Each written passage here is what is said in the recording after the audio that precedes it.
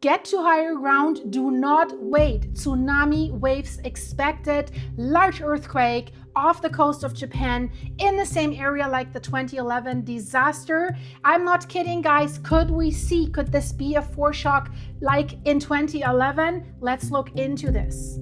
What just hit off the coast of Japan? This is dangerous. It's the same area like the 2011 devastating Tohoku earthquake. We all remember Fukushima tsunami. So a 7.4 just hit in that same dangerous subducting area, and there is a tsunami warning. Also, the tsunami warning is for up to 10 feet right now. It just happened. So 3 meters. So what just happened off the coast of Japan is serious, guys. A magnitude 7.4 earthquake off the coast of Sanriku.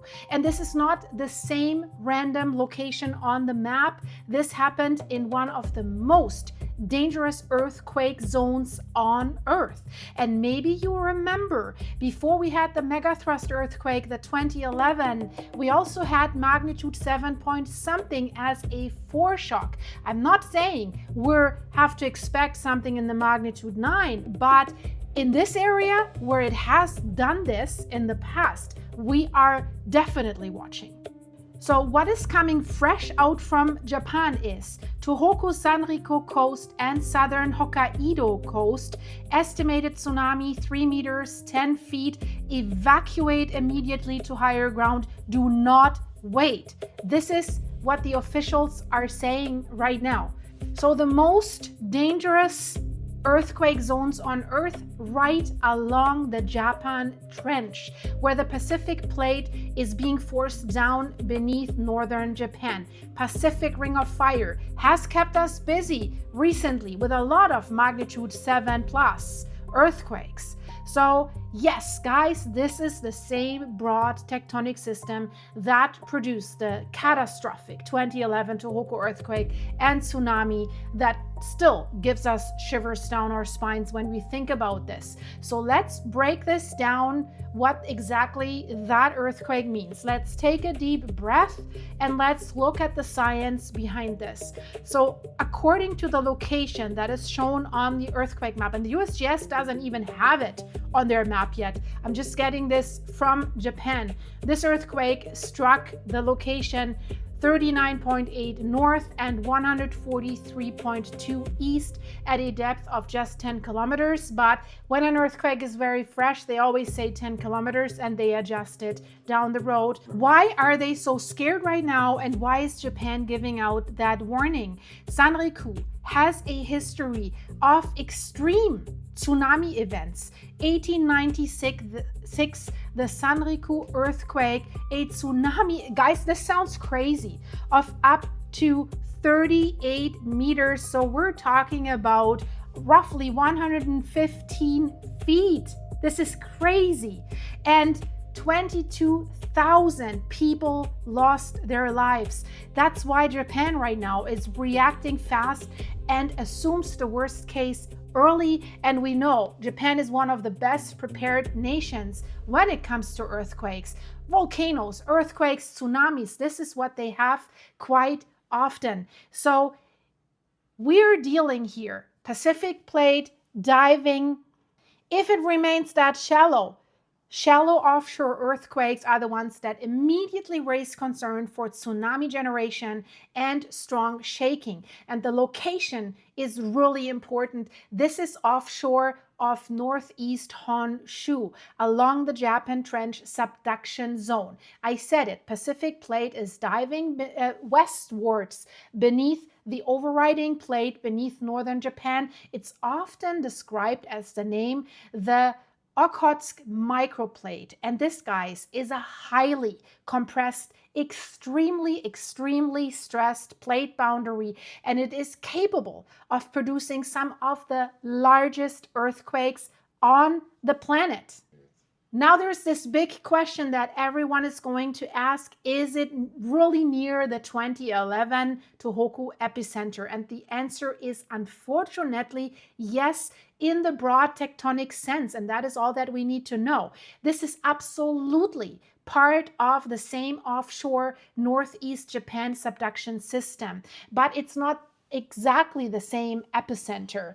The 2011 Tohoku main shock was farther to the south at about 38.3 degrees north and 142.4 east. So this means this quake is roughly 120 miles, 180 kilometers to the northeast of the 2011 epicenter, right? So this is not a repeat of the exact same point, but it is within the same major earthquake belt along the Japan Trench. So it's locked and loaded. It releases the stress. It could be locked and loaded somewhere else. And this is why people pay such close attention when a large quake hits there, because the Sanriku region has a long history of these destructive earthquakes and tsunamis. This stretch, especially this stretch of the Japan Trench, is notorious. It has produced powerful earthquakes before, and of course the 2011 disaster, and it's still the event that defines the seismic risk in this region. That earthquake and tsunami devastated huge parts of Japan, and ever since then, any strong, shallow quake in or off northeast Japan immediately gets taken very seriously. Now, at this point, one thing we do not want to do is overstate of what kind of faulting this was before we have the official mechanism data confirmed, but we see the epicenter on the map, right? Based on the location and the shallow depth, this is clearly consistent with a subduction zone event in the Japan Trench region, but whether this was directly on the megathrust plate boundary itself or on a nearby fault in the outer trench or forearc area, that is something official seismic agencies still will need to confirm. But we also know that branching off faults, if it has such a magnitude, if another fault is locked and loaded, it can trigger the other fault. And we know that even faults like the San Andreas fault and the Cascadia fault have triggered each other in the past. That is now scientifically proven. And that distinction matters because it affects the tsunami potential that we need to talk about, the style of the rupture, and what this event may or may not mean in the bigger tectonic picture. But the headline right now is absolutely clear.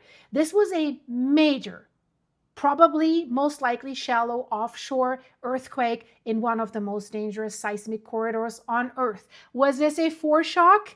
Hopefully, guys, really I hope. If it was a foreshock, we will see aftershocks, magnitude 6 range, right?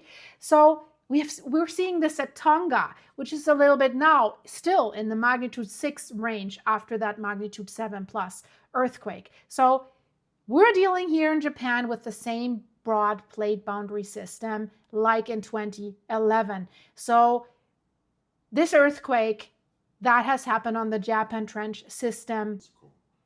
And again, the Sanriku coast is and remains one of the most feared earthquake zones in the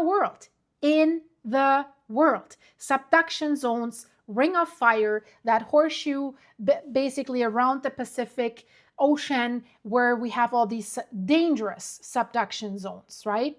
So when something large is moving there, of course, everyone is worried, and especially the people in Japan. So we can't rule out that something bigger is coming after this one. I'm not saying it will. We haven't seen this in the other areas that we recently had. But this trench here has proven to produce these monster earthquakes. I will keep you updated as always, guys. So stay safe, be prepared wherever you are. Things can happen, they can change in an instant. I'm sitting at the Cascadia fault, right? This could happen to me and then I'll report live. Well, no, I'm just kidding, because this will devastate the Pacific Northwest. And again, watch the videos here on the end screen. There's so much happening right now that is absolutely crazy. They found something in Tuscany that has a magma accumulation as large as the accumulation underneath the Yellowstone supervolcano. Can fill 13 to 14 times the Grand Canyon, and they didn't know it. Now they found it in Tuscany. If you want to know what's happening there, click the video on the end screen and I see you there. Bye-bye.